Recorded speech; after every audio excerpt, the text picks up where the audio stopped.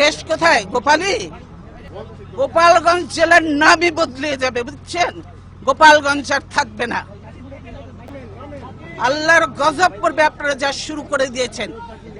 কতগুলো আলেমকে হত্যা করেছেন, এতিমকে হত্যা করেছেন, কতগুলো বিডিআর অফিসারকে হত্যা করেছেন। সেদিন কি কোথায় ছিল হাসিনা? সেদিন হাসিনা কোথায় ছিল?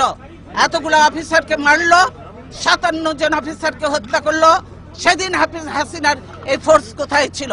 গাইস আসসালামু আলাইকুম, আমি মিহিকা আপনাদের সামনে আজকে হাজির হয়েছি আমাদের সাবেক প্রধানমন্ত্রী মাননীয় বেগম খালেদা জিয়ার একটি বক্তৃতা নিয়ে। দেখুন তার কঠোর বক্তৃতায় প্রধানমন্ত্রী শেখ হাসিনাকে উদ্দেশ্য করে কি কথা বলেছিল মাননীয় প্রধানমন্ত্রী খালেদা জিয়া। অবশ্যই ভিডিওটি পুরো দেখে লাইক কমেন্ট শেয়ার করে যাবেন এবং আপনার মতামত অবশ্যই জানিয়ে যাবেন। কি মনে করেছেন কি দেশটা কি আপনাদের একলার পৈতৃক সম্পত্তি হয়ে গেছে আওয়ামী লীগের? যে গুন্ডা বাহিনী দিয়ে আমাদের প্রোগ্রাম বন্ধ করতেছেন, সাহস থেকে কাউন্টার প্রোগ্রাম করে দেখাতেন। সাহস নেই, 10টা লোক আসে না, ভাড়াটিয়া লোক ভাড়া করে ডিসিএসপি দিয়ে লোক আনায়। তাহলে এরকম এত করুণ পরিণতি হয়, 154টা সিট আনকন্টেস্টেড হয়ে যায়, আর বাকি রয়েছে কি? বাকিগুলোও করে ফেলবে।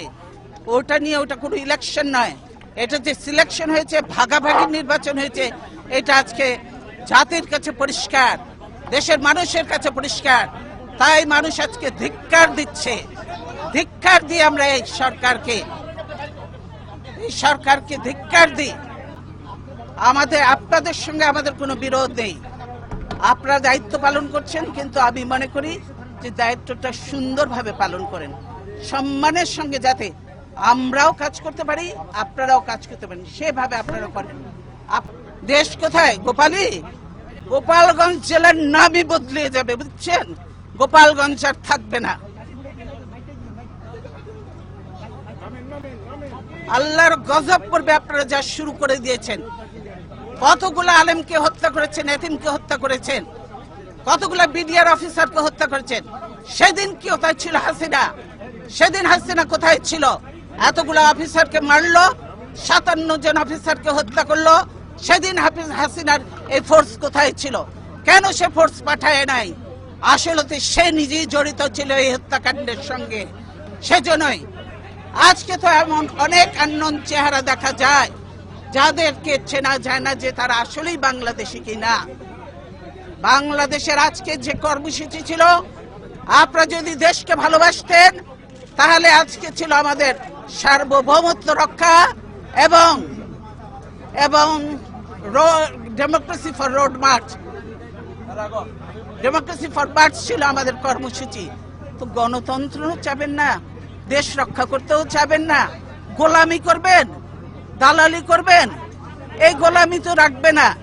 লিন্দুক দর্জির ইতিহাসটা পড়ে দেখেন, সেও কিন্তু টেকে নাই বেশি দিন, তাকেও বিদায় নিয়েছে এত দালালি করে, দেশ বিক্রি করে। কাজে এই দেশ বিক্রি চলবে না হাসিনার, দেশ রক্ষা হবে ইনশাআল্লাহ।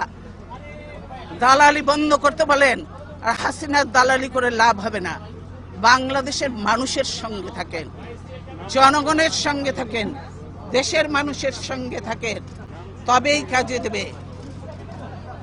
দেশ বাঁচবে, মানুষ বাঁচবে। আজকে সকলের দায়িত্ব হয়ে গেছে দেশ বাঁচানো, মানুষ বাঁচানো। আর আপনারা ঘরে ঘরে ঢুকে এখন মানুষ হত্যা করছেন। মনে করেন যে এগুলোর হিসাব নেই? এই মা বোনের কান্না, এই আলেম এতিমের কান্না, এই বিডিআর এর অফিসারদের ওয়াইফদের কান্না, এগুলি কি বৃথা যাবে? এগুলি কোনোদিনও বৃথা যাবে না। আজকে যারা এই জুলুম নির্যাতন করছেন, তাদেরকে এদের মতো একদিন চোখের পানি ফেলতে ফেলতে, বুঝতে বুঝতে তারা চোখ অন্ধ হয়ে যাবে, বুঝলেন? এখনো সময় আছে। ধাক্কাধাক্কি বন্ধ করেন, ধাক্কাধাক্কি বন্ধ করেন। আমরা কেউ ধাক্কাধাক্কি করতে আসিনি। আমি বলছি আপনারা চাকরি করেন, আপনারা করবেন, দূরে থাকেন। আপনাদের জায়গা যেখানে সেখানে, আপনাদের রাস্তার তো থাকার কথা। আপনারা বাড়ির মধ্যে এসে গেছেন কেন? আপনার অফিসার কোথায় গেল? আসলো না?